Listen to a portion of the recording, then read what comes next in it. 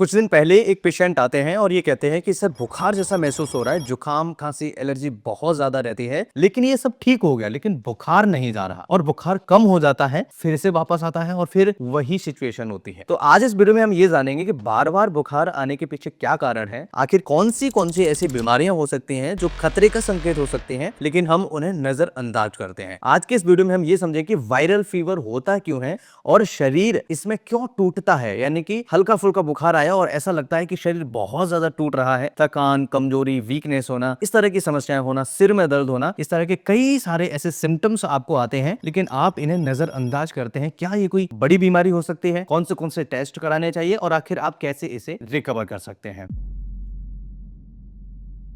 Hello everyone, मेरा नाम doctor Lokendra है। मैं ग्वालियर मध्य प्रदेश में प्रैक्टिस करता हूं और आज आप सभी के साथ में साझा करूंगा क्या आपको हाल ही में वायरल फीवर हुआ था, कैसे आप इसे ठीक कर सकते हैं। बुखार उतर गया लेकिन शरीर में अभी भी कमजोरी है, सीढ़ियां चढ़ते ही थकान, चक्कर जैसा महसूस होता है, काम करने का मन नहीं करता है। अगर ऐसा है तो ये सामान्य नहीं है, ये पोस्ट वायरल वीकनेस सिंड्रोम हो सकता है और इसे नजरअंदाज करना ठीक नहीं है। आज मैं आपको वैज्ञानिक तरीके से समझाऊंगा वायरल के बाद शरीर हमेशा क्यों है और इसे कैसे कैसे आप ठीक कर सकते हैं। क्या हमें खाना चाहिए, क्या हमें नहीं खाना चाहिए। वायरल के बाद हमेशा कमजोरी क्यों रहती है? सबसे पहला सवाल, जब शरीर में वायरल इंफेक्शन होता है तो इम्यून सिस्टम बहुत एक्टिव हो जाता है। ऐसी स्थिति में white blood cells, cytokines, inflammatory chemicals, इन सब का स्तर हाई हो जाता है। जब बुखार उतर जाता है तो वायरस तो चला जाता है, लेकिन शरीर की एनर्जी रिजर्व कम हो जाती है। इसी कंडीशन में क्लिनिक ऑब्जर्वेशन के अनुसार कई पेशेंट्स में वायरल के बाद 2 से 6 हफ्ते तक थकान रह सकती है। आखिर क्यों? शरीर की ग्लूकोज यूटिलाइजेशन प्रभावित होती है। दूसरा, मसल्स प्रोटीन ब्रेकडाउन बढ़ जाता है और तीसरा, डिहाइड्रेशन हो जाता है और चौथा, माइक्रो न्यूट्रिएंट्स लेवल गिर जाते हैं। इसलिए बुखार उतरने के बाद भी शरीर नॉर्मल नहीं लगता है और हमें लगता है कि आखिर बुखार अभी नहीं गया है। लक्षण क्या क्या हो सकते हैं? सबसे पहला लक्षण लगातार थकान आना, दूसरा लक्षण हाथ पैर भारी लगना, भूख कम लगना, तीसरा लक्षण, और चौथा लक्षण हल्का चक्कर आना, पांचवा लक्षण ध्यान केंद्रित न कर पाना और छठवां लक्षण दिल की धड़कन तेज लगना, सातवां लक्षण नींद ठीक से ना आना, नींद की बहुत ज्यादा समस्या होना। कुछ मामलों में एंजाइटी भी जुड़ जाती है क्योंकि व्यक्ति सोचता है कि मैं ठीक क्यों नहीं हो रहा हूं, जबकि मरीज ठीक हो चुका होता है। कई सारी समस्याएं शरीर से बाहर जा चुकी होती हैं। कौन ऐसे लोग हैं जो प्रभावित ज्यादा होते हैं? जिनकी इम्यूनिटी वीक है, पहले से कमजोर है। दूसरा, जिनको विटामिन डी की कमी है या विटामिन B12 की कमी है। ऐसे केसेस में भी वायरल फीवर लंबे समय तक परेशान करता है। और तीसरा, जो सही डाइट नहीं लेते हैं, यानी जिनका खान पान सही नहीं है। और चौथा, जिनको पहले से एनीमिया है, यानी शरीर के अंदर खून की कमी है। पांचवा, बच्चों और बुजुर्गों में भी ऐसी समस्या देखने को मिलती है। क्या ये खतरनाक है? अधिकतर मामलों में खतरनाक नहीं होता, लेकिन अगर 4 हफ्ते से ज्यादा कमजोरी रहे, बार बार चक्कर आए, वजन तेजी से कम हो रहा है, सांस फूलने लगे और साथ ही साथ अगर कोई और अन्य समस्या स्टार्ट हो जाए तो जांच कराना बहुत ज्यादा जरूरी है। कौन से जांच करा सकते हैं? सबसे पहला CBC यानी कंप्लीट ब्लड काउंट, हीमोग्लोबिन पता लग जाता है, आपकी इम्यून सिस्टम कैसी है वो पता लग जाता है, शरीर के अंदर कौन से सेल्स बड़े हैं वो भी पता लग जाता है। दूसरा टेस्ट होता है विटामिन डी, जिससे हमें ये पता लगे कि विटामिन डी का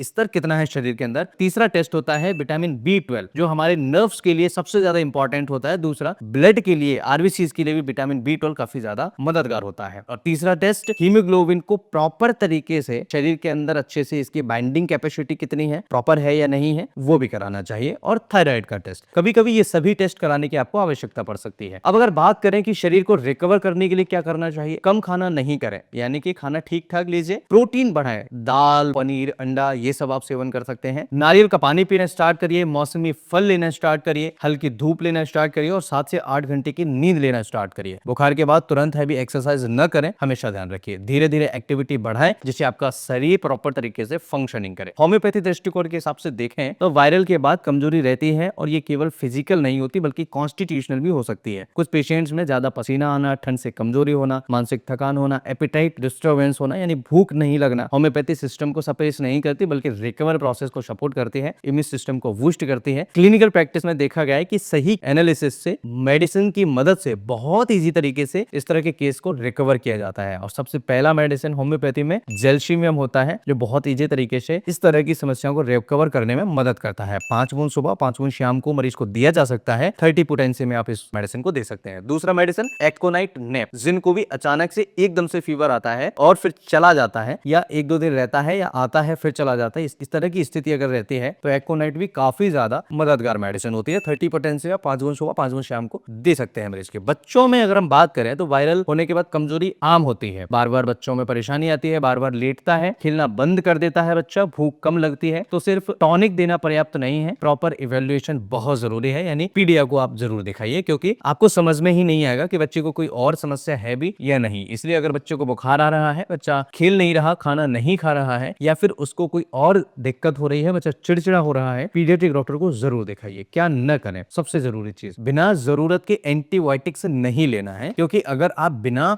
जरूरत के एंटीबायोटिक्स ले रहे हैं या आप लेंगे तो ऐसी कंडीशन में आप ठीक नहीं होंगे, उल्टा बीमार हो जाएंगे। दूसरा, ज्यादा एनर्जी ड्रिंक्स नहीं लेना है। तीसरा, बिना डॉक्टर की सलाह के स्टेरॉइड्स नहीं लेने हैं, क्योंकि आजकल बहुत ज्यादा केसेस में देखा गया है साइप्रोहेप्टाडिन जो टैबलेट आता है और बैटनीसोल या डेक्सामेथासोन जो टैबलेट आता है, वो कई लोग अपने मन से लेते हैं, जिनको भूख नहीं लगती, जिनको वजन बढ़ाना होता है। ये सबसे ज्यादा खतरनाक हो सकता है अगर आप बिना किसी डॉक्टर के एडवाइस के लेंगे। इसके अलावा पूरे दिन बेड रेस्ट नहीं करना है, अगर आप करेंगे तो परेशान हो जाएंगे। आपको लगता है कि कोई और उपाय घर पर करना चाहिए तो हेल्दी डाइट लीजिए, सलाद सेवन ज्यादा करिए, रोटी कम कर दीजिए, कार्ब्स कम कर दीजिए और पानी ज्यादा पीना स्टार्ट कर दीजिए, प्रोटीन की मात्रा अच्छी लीजिए, और आप देखेंगे बहुत जल्दी वायरल फीवर की जो वीकनेस है वो सामान्य हो जाएगी और अच्छे तरीके से आप रिकवर कर पाएंगे। 2 से 3 हफ्तों में ठीक होना स्टार्ट हो जाती है। आप सही डाइट और रेस्ट अगर आप प्रॉपर तरीके से करते हैं तो बहुत फास्ट तरीके से वायरल फीवर की वीकनेस को कम किया जा सकता है। अगर 1 महीने बाद भी हालत वही है तो इग्नोर मत करना, टेस्ट कराना प्रॉपर तरीके से, उसके बाद मेडिसिन लेना। ये वीडियो उन दोस्तों तक जरूर भेजना जिनको हमेशा फीवर जैसा महसूस होता है